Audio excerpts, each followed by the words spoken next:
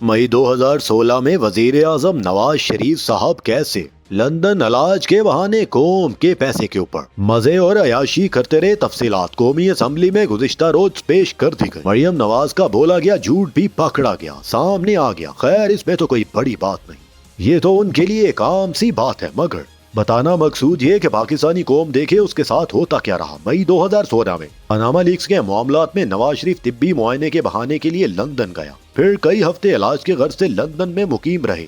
इस दौरान ओपोजिशन ने जब सवाल उठाए तो मरियम नवाज ने ट्वीट किया, नवाज शरीफ के साबिका और मौजूदा दौरे पर उठने वाले तमाम अखराजात बशमूल इलाज, टेस्ट, अकोमोडेशन वगैरह हमारी फैमिली ने उठाए हैं। कल जब कौमी असम्बली में एक सवाल के जवाब में रिपोर्ट पेश की गई, जिसके मुताबिक 22 मई 2016 से लेकर 9 जुलाई 2016 तक 3 महीने नवाज शरीफ लंदन में रहे और जनाब के तमाम अखराजात सरकारी खजाने से अदा किए गए। अखराजात की तफसीलात मुलाहिजा फरमाइए और आप खुद ही कहने पर मजबूर हो जाएंगे, जरा नम हो तो ये बट्टी बड़ी जरहेज है साकी। इतनी जरहेज के नवाज शरीफ के हमरा जाने वाले वफ्द को डेली अलाउंस की मद में $29,767 अदा किए गए। खसूसी तैयारा जो मियाँ साहब को लेकर लंदन पहुंचा, उसका योमिया खर्चा $55,000 था। ये जहाज 2 हफ्ते लंदन हीथ्रो एयरपोर्ट पर खड़ा रहा, लेकिन जब नवाज शरीफ का कयाम तवील हो गया तो फिर इस जहाज को वापस भिजवा दिया गया और इन 2 हफ्तों का किराया तकरीबन $8 लाख बना। फिर जब मियाँ साहब वापस आए तो खसूसी तैयारा एक दिन के लिए दोबारा लंदन गया और मजीद $55,000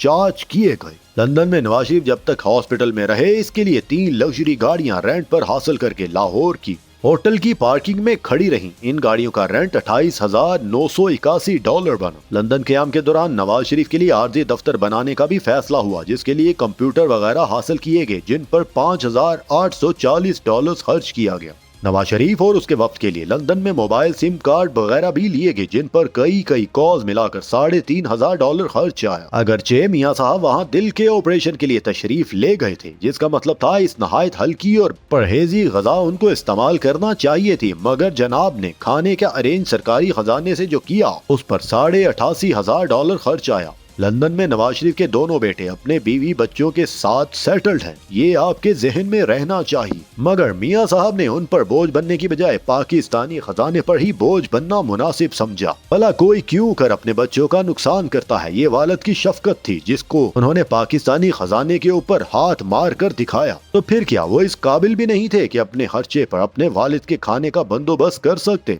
हॉस्पिटल में कमरे हासिल किए गए, जिनका बिल $1,73,562 बना। अरे हाँ, मियाँ साहब के लिए रोज अंग्रेजी का अखबार भी सरकारी खजाने से लिया जाता रहा, जिसका बिल $165 बना। यूं मियाँ साहब ने कुल मिलाकर जो लंदन से 6 हफ्ते का इलाज करवाया, वो कौमी खजाने को $3.25 लाख से ज्यादा पड़ा। इसमें अगर $8 लाख जहाज का किराया भी शामिल करें तो बात $11.25 लाख से ऊपर चली जाती है। लिहाजा आपको अंदाजा हो गया होगा हर वजह क्या है। फजलुर रहमान की क़ियादत में तमाम मजहबी जमातें और ज़रदारी साहब नून लीग के साथ खड़े थे।